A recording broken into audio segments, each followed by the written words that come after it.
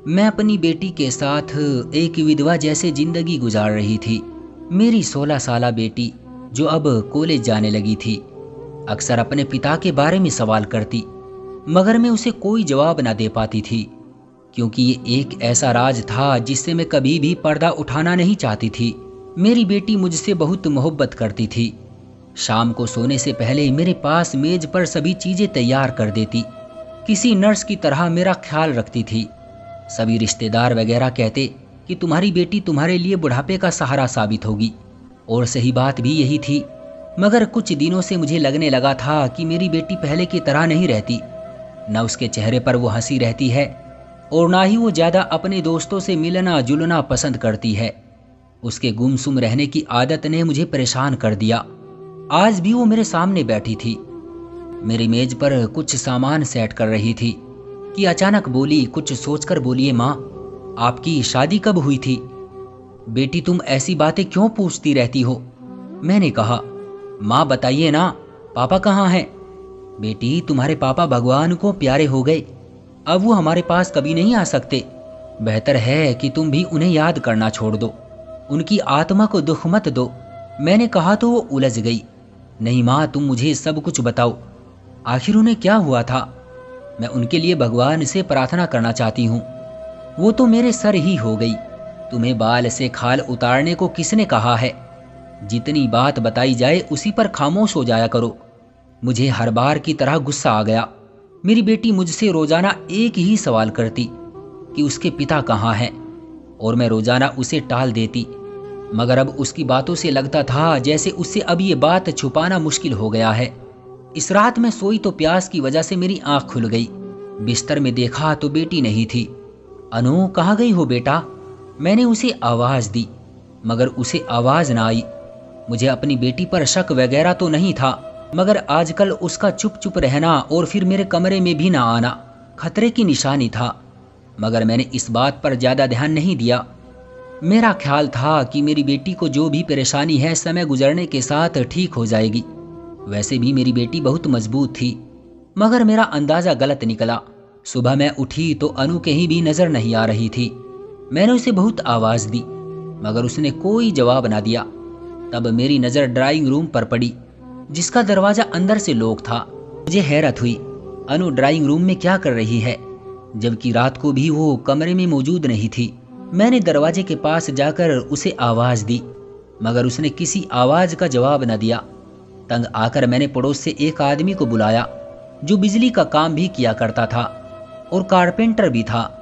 इससे पहले कि वो दरवाजा खोलता, मेरी बेटी ने दरवाजा अंदर से खुद ही खोल दिया। मैंने देखा उसकी आंखों में लाल डोरे दौड़ रहे थे, जबकि चेहरे पर सुकून फैला हुआ था।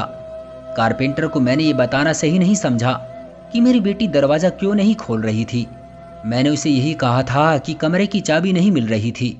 मेरी बेटी को सामने देखकर वो सारी बात समझ गया था, इसलिए खुद ही घर से बाहर चला गया। दरवाजा बंद करने के बाद मैंने अनु की क्लास लेना शुरू की। अनु, ये क्या बदतमीजी है? मैं कब से तुम्हारा दरवाजा बजा रही थी। तुम्हें एहसास भी है कि तुम्हारी बूढ़ी माँ की हालत क्या है?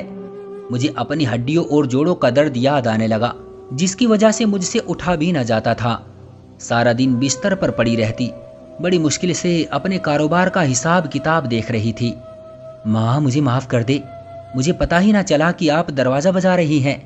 क्यों भाई, तुम ऐसा क्या काम कर रही थी कि तुम्हें खबर ही नहीं हुई कि कोई दरवाजा पागलों की तरह पीट रहा है? मैंने सारा गुस्सा उस पर निकाला। माँ प्लीज मुझे माफ कर दे, आइंदा ऐसा नहीं होगा, उसने झुकी झुकी नजरों से कहा। वो तो मुझसे नजर भी नहीं मिला पा रही थी। उसकी इन बातों से मुझे और भी शक होने लगा। मगर क्या बताऊं, इन दिनों मेरी सेहत की हालत क्या थी। हड्डियों में तो पहले ही दर्द था। रात को पानी पीने उठी तो फर्श से पैर फिसल कर गिर गई, तो मेरे जिस्म में ऐसी चोटें आई जिससे हिलना भी मुश्किल हो गया। अब तो लगता था बाकी जिंदगी बुढ़ापे में बीमारी में ही गुजरेगी। मेरी बेटी अनु मुझे तसल्ली देती, कहती कि माँ, आपकी बीमारी कुछ भी नहीं है, ये मिनटों सेकंड में ठीक हो जाएगी, आप परेशान मत हुआ करो, मैं आपको कभी बीमार नहीं रहने दूंगी। मैं उसकी बात पर हंस देती, मगर ये नहीं जानती थी कि ये समय मेरे लिए कितना दुखदायक था। खैर, अब मैं अपने कमरे में ही रहती हूँ, किताबें पढ़ती, टीवी वगैरह देखती। मेरी बेटी जब भी आती मेरे पास बैठकर मुझसे बातें करती। मेरा दिल बहल जाता। वो मुझे कमरे में छोड़कर अक्सर बाहर चली जाती। मैं उसे आवाज़ देती तो 2-3 मिनट जरूर लगा देती। आवाज़ का जवाब भी ना देती, जैसे किसी ने उसे खामोश रहने को कहा हो। उसकी ये बातें मुझे उलझन में डाल देती। एक दिन की बात है, मेरे सर में बहुत तेज दर्द था। मैंने उसे बुलाया तो वो भागती हुई अंदर कमरे में आ गई। मैंने कहा, अनु, मेरे सर में दर्द हो रहा है, मेरे सर को दबा दो। वो खामोशी से मेरा सर दबाने लगी, मुंह से एक शब्द भी नहीं बोली। अब मैं अक्सर नोट कर रही थी कि अनु ज्यादातर खामोश ही रहती है। मेरे आवाज देने पर भी वो बात नहीं करती। मेरी बेटी को हो क्या गया है? मैं दिल ही दिल में सोचती, मगर कोई सिरा हाथ ना आता। मैं बेड पर लेटी कमजोरों की तरह आराम करती, या फिर उस बेटी का ख्याल रखती जिसे मैंने बचपन में तवज्जो और मोहब्बत ही नहीं दी थी। शायद ये उसी का असर था कि वो इस कदर खामोश रहने लगी। लेकिन वो मेरा बहुत ख्याल रखती, मुझे बिस्तर से पाँव भी ना उतारने देती। कहती, आपको तकलीफ हो जाएगी, आप बैठे आराम करें, मैं आपको हर चीज़ यहीं पर ला कर दूंगी। अब मैं अपने कमरे तक सीमित होकर रह गई थी। मेरे शक की दिमाग में तरह तरह के ख्यालात आने लगे। मैं सोचने लगी कि मेरी बेटी आखिर मुझे कमरे से निकलने क्यों नहीं देती। तब एक दिन मैंने अनु से कहकर कमला को बुलवाया। कमला मेरी पुरानी जानने वाली थी। मैंने अपनी बेटी के जाने के बाद कमला को सारी बात बता दी। कमला मुझे कहने लगी, तुम्हें परेशान होने की ज़रूरत नहीं है, मैं तुम्हारी बेटी पर नज़र रखूंगी। तुम चल फिर नहीं सकती तो क्या हुआ, तुम्हारी आंखें और कान बनकर मैं इस घर में ही रहूंगी। तुम बस अपनी बेटी से कह दो कि वो मुझे इस घर से जाने को ना कहे, और ना ही ऐसा सोचे कि मैं चली जाऊंगी। कमला पर मुझे पूरा यकीन था। उसने मुझे कहा कि हो सकता है कि तुम्हारी बेटी किसी ऐसे काम में पड़ गई हो जिससे निकलना उसके लिए मुश्किल हो रहा हो। मैं उस पर नज़र रखूंगी, अब वो मुझसे बच नहीं पाएगी। अब मुझे कमला का इंतज़ार रहने लगा। मैंने अपनी बेटी से कहा कि ये मेरी एक पुरानी सहेली है, इसके पति ने इसे घर से निकाल दिया है, तलाकशुदा है, ये कुछ दिन यहीं पर रहेगी क्योंकि उसके पास और कोई ठिकाना नहीं है। तुम इसका ख्याल रखना और इसे अपने साथ ही रखना। अनु कमला को देखकर परेशान हो गई। बोली, माँ, क्या ये अब मेरे साथ यहीं रहेंगी? इसकी परेशानी की वजह मुझे और कमला को खूब समझ में आ गई थी। मैंने कहा, हाँ, कमला यही रहेगी, और मैं तुम्हें आदेश देती हूँ कि हर काम इससे पूछ कर करना। ऐसा ना हो कि तुम उसकी बात न मानो और फिर तुम्हें मेरी नाराजगी बर्दाश्त करनी पड़े। जी माँ, ठीक है, जैसा आप कहेंगी वैसा होगा। अनु ने ये कहा और कमरे से चली गई। कमला कहने लगी कि आज मैं तुम्हारे कमरे में ही सो जाती हूँ, मगर मैं ऐसा नहीं चाहती थी। मैंने कमला से कहा कि तुम मेरी बेटी के कमरे में ही रहो ताकि उसकी खैर खबर से मुझे अवगत करती रहो। कमला ने कहा, ठीक है, मैं तुम्हें एक एक पल की खबर से अवगत करूंगी। मुझे पूरा यकीन है कि 2-3 दिन में ही तुम्हारी बेटी का राज पता चल जाएगा। अगले दिन कमला अनु के कमरे में ही थी। कमला ने सारी रात जाग कर देखा कि अनु क्या करती है, मगर अनु ने ऐसा कोई काम नहीं किया जिससे कमला को किसी भी तरह का सबूत मिल पाता। अगले दिन मैंने कमला से पूछा तो कहने लगी, मुझे लगता है तुम्हारी बेटी हमारे प्लान को समझ गई है। बेहतर है कि मैं 1 हफ्ते बाद दोबारा आऊं, नहीं तो ये सतर्क हो जाएगी और कभी भी अपने आप को पकड़ने नहीं देगी। तुम इससे कहो कि कमला कुछ दिन बाद दोबारा आएगी ताकि ये सतर्क ना रहे और कोई ऐसी गलती करे जिससे मैं उसे पकड़ लूं। कमला की बात सही थी। मैंने अपनी बेटी से कहा कि कमला अब हमेशा के लिए यहाँ से चली जाएगी, बस तुम 1 और दिन उसे बर्दाश्त कर लो। मेरा ख्याल था कि आज की रात कमला को अपने कमरे में ठहरने को कहूँगी और फिर आधी रात को कमला को कहूँगी कि वो जाकर अनु के कमरे में झांके कि वो क्या कर रही है। कमला ने भी ठान ली कि आज अनु की बात का सुराग लगा कर रहेगी। आधी रात का समय था। अनु मुझसे दूर दूसरे कमरे में सो रही थी। मैंने कमला से कहा कि वो उठकर जाए और जाकर अनु के कमरे में झांके। कमला गई और काफी देर के बाद वापस आई। कहने लगी, मैं तुम्हारी बेटी के कमरे के चक्कर लगा आई हूँ। तो फिर क्या नतीजा मिला? मैंने बेचैनी से पूछा। कहीं वो किसी लड़के के चक्कर में तो नहीं पड़ गई? मैंने परेशानी से पूछा। अरे नहीं, मैं तो परेशान हूँ कि वो करती क्या है। कमरे की सारी लाइटें बुझी हुई है, मगर कमरे से एक अजीब सी आवाज आ रही है। लगता है कि कोई दूसरा भी मौजूद है। मैं ऐसा करती हूँ कि दरवाजा खटखटाऊंगी। अगर उसने खोल लिया तो उसका मतलब है कि वो अकेली है, और अगर ना खोला तो फिर तुम समझ जाना। कमला ने कहा, हाँ चलो सही है, तुम जाओ और उसका दरवाज़ा बजाओ, उससे कहो कि मेरी तबीयत खराब है। मेरे कहने पर वो चली गई। उसने अनु को डराने की स्कीम बना ली थी। दरवाज़ा बजाया और अनु से कहा कि तुम्हारी माँ तुम्हें बुला रही है, उसे बहुत दर्द हो रहा है। अनु ने जल्दी से दरवाज़ा खोला और भागती हुई मेरी तरफ आई। कमला जब तक उसके कमरे की तलाशी लेने लगी, अनु मेरे पास आई। मैंने उसको काफ़ी देर अपने पास बिठाए रखा, बताया कि मैं बहुत परेशान हूँ। आजकल तुम्हारी बातों की वजह से मुझे चैन की नींद नहीं आती। मेरी बातें सुनकर अनु अफसोस से रोने लगी। माँ, आपको परेशान करना मेरा मकसद नहीं, आप बताइए मुझसे क्या गलती हुई है। अनु मेरे सामने हाथ जोड़े मुझसे पूछ रही थी, मगर मैं उसको बता नहीं पा रही थी कि मुझे उस पर क्या शक है। खैर, थोड़ी देर बाद कमला आ गई। उसने मुझे इशारा किया तो मैंने अनु को जाने को कहा। अनु के जाने के बाद कमला ने बताया कि अनु के कमरे में ऐसी कोई चीज नहीं जिससे हम उस पर शक करें, या फिर ये बात कहे कि वो किसी लड़के से बातचीत करती है, क्योंकि उसके पास तो फोन भी नहीं है। कमला की बात अपनी जगह सही थी, मगर अनु का बदला व्यवहार बिना वजह नहीं हो सकता था। अगले दिन कमला को जाना था। कमला के जाने के बाद अनु मेरे कमरे में आ गई। कहने लगी कि माँ, मुझे अच्छा नहीं लगता कि मेरे होते हुए आप अकेले सोए, और अगर मुझे पढ़ाई करनी होगी तो मैं रात को उठकर अपने कमरे में चली जाऊंगी। अब भी मुझे अनु का मकसद समझ में नहीं आ रहा था। बहरहाल मैंने अनु को अपने कमरे में बैठा लिया। अब वो रात भर मुझे कहानियां सुनाती और कभी तरह तरह की चीजें खिलाने की कोशिश करती। एक दिन मुझे चोट सी आ गई। अनु कहने लगी, माँ, आपको हल्दी वाला दूध पिलाऊंगी, उससे आप ठीक हो जाओगी, आपको कभी कोई बीमारी नहीं होगी। ये मेरी एक सहेली ने मुझे बताया है। उसमें एक खास तरह की जड़ी बूटी भी डाली जाती है, उसके बाद सारी बीमारियां छूमंतर हो जाती है। बेटी की बात सुनकर मैं खिल उठी। मैंने कहा, जरूर। अब अनु मेरा और भी ख्याल रखने लगी। वो दूध का गिलास लेकर आई जिसमें हल्दी मिली हुई थी। मैंने एक एक घूंट भर के दूध पिया। ऐसा लग रहा था जैसे मेरे जोड़ों में सुकून उतरता जा रहा हो। दूध का गिलास खत्म होने के बाद मुझे बहुत गहरी नींद आई। रात को मैं बहुत सुकून भरे अंदाज में सोई। ऐसा लगा जैसे सारे दर्द मेरे जिस्म से भाग गए हों। सुबह नींद से उठी तो खुद को स्वस्थ पाया।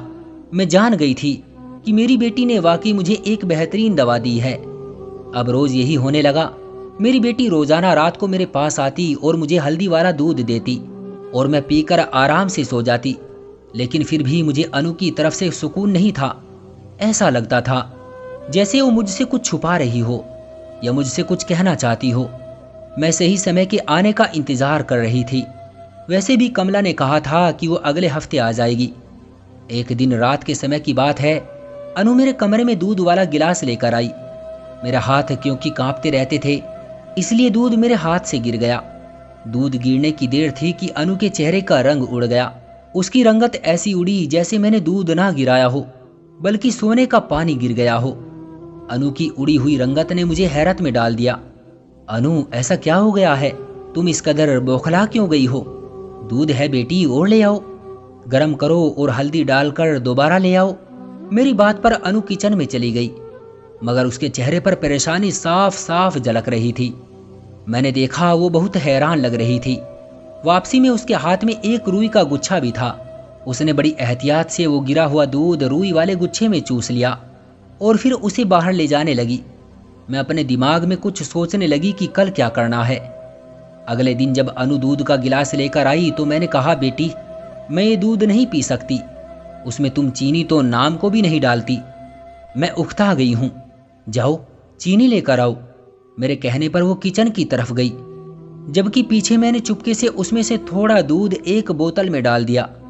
बोतल को अपने तकिए के नीचे छुपा दिया और अनु के आने पर उस बाकी बचे हुए दूध में चीनी डालकर वो दूध भी पी लिया। अगले दिन कमला को भी आना था। वादे के मुताबिक वो 1 हफ्ते बाद आ गई तो मैंने सारी कहानी उसके सामने रखी। कहने लगी, मुझे पक्का यकीन है कि तुम्हारी बेटी तुम्हें गहरी नींद सुलाने के बाद किसी से मिलने जाती है या किसी से बातचीत करती है, तभी वो तुमको बता नहीं पाती। कमला की बात सही थी। बेटी की सेवा से मुझे नींद तो बहुत आती थी, मगर उसके बाद क्या होता है मुझे कुछ मालूम ना रहता और मेरी तबीयत खराब बिल्कुल भी ना होती। कमला के मुताबिक नशा ऐसा भी होता है जिससे इंसान को कुछ समय के लिए आराम महसूस होता है। लगता है कि तुम्हारी बेटी तुम्हें भी कोई ऐसी ही दवा पिलाती है ताकि तुम कुछ समय के लिए खुद को अच्छा महसूस करो। कमला की बात भी सही थी और इसी दिन के लिए मैंने बोतल में दूध रखा था। मैंने वो बोतल कमला के हवाले की और उससे कहा कि इसे किसी रजिस्टर्ड लेबोरेटरी से टेस्ट करवा दो ताकि पता चले कि आखिर मेरी बेटी दूध में ऐसा क्या मिलाती है कि दूध गिरने की वजह से वो इस कदर परेशान हो गई। कमला मेरा दिया हुआ दूध लेकर लेबोरेटरी गई। 700 रुपये फीस देकर यह पता चला कि इसमें और कुछ भी नहीं सिवाय स्याही के। तो क्या मेरी बेटी मुझे नीले रंग की स्याही पिलाती है? मैं उलझन में पड़ गई। समझ नहीं आ रहा था कि आखिर अनु का मुझे स्याही पिलाने का मकसद क्या था। काफी छानबीन के बाद भी किसी भी तरह का नशा या कोई दवा दूध में नहीं पाई गई थी। तब मैंने अनु से बात करने का फैसला किया। वो यूं तो बताने वाली नहीं थी, मगर मैंने उसके सर पर अपनी कसम रखी तो उसने मुझे सारी हकीकत बता दी। कहने लगी, माँ आप जानती हैं कि आपने पापा के साथ क्या किया। मुझे सब पता है। मैं पापा से अब भी रोजाना मिलती हूँ। वो मुझे तुम्हारी हर करतूत बताते हैं। वो बताते हैं कि आपने उनको जिंदा मारने की कोशिश की थी, मगर उन्होंने आपको माफ कर दिया। वो चाहे तो आपको नुकसान भी पहुंचा सकते हैं, मगर उन्होंने सारी जिंदगी सब्र किया। ये शायद उन्हीं के सब्र का नतीजा था कि ऊपर वाले ने उन्हें मुझसे मिलवा दिया। मुझे जब सारी हकीकत मालूम हुई, मैंने आपसे सवाल जवाब किए तो आपके पास कोई जवाब नहीं था। मुझे अपने पिता की बातों पर यकीन तो करना ही था और वो सच ही कहते थे। आपने उनको धोखा दिया, मगर उन्होंने मुझे ये कहा कि मैं आपसे इस बारे में कोई सवाल जवाब न करूं और ना ही इस वजह से आपसे नफरत करूं, क्योंकि सबका हिसाब भगवान जरूर करता है। बस माँ पापा के इस व्यवहार ने मुझे अपनी आज्ञाकारी बेटी बना लिया। मैं उनसे मिलने लगी। तब मैंने उनको आपकी बीमारी के बारे में बताया तो उन्होंने मुझे कागज पर कुछ ईश्वर के नाम लिख कर दिए और कहा कि ये घोल कर मैं आपको पिला दूं। मेरा मकसद अपनी माँ की सेहत के अलावा और कुछ नहीं था। मैं आपको बीमार देखना नहीं चाहती थी और ना ही मैं आपसे नफरत करती हूँ। आप पर जोर जबरदस्ती तो नहीं है। आप जैसे चाहे अपनी जिंदगी गुजारो, अब आपके हाथ में है। मेरी तो जैसे दिल की दुनिया ही बदल गई। मैंने अपनी बेटी से कहा कि मुझे तुम अपने पापा से मिलवा दो, मैं उनसे माफ़ी मांगना चाहती हूँ। मेरी बेटी ने मुझे मेरे पति से मिला दिया। इसके बाद मैंने अपने पति और अपनी बेटी से माफ़ी मांग ली और अपने पति के साथ एक नई जिंदगी की शुरुआत की। तो दोस्तों, ये थी हमारी आज की कहानी। उम्मीद है कि आपको पसंद आई होगी। आपका क्या कहना है इस कहानी के बारे में? कमेंट करके हमें ज़रूर बताएं। वीडियो को लाइक कर दीजिए और इसी तरह की कहानियाँ लगातार देखने के लिए चैनल को सब्सक्राइब करके घंटी को दबाकर ऑल पर सेट कर लीजिए ताकि आने वाली वीडियो का नोटिफिकेशन आपके पास तुरंत पहुँचे। मैं मिलता हूँ आपसे अगली वीडियो में। तब तक के लिए धन्यवाद।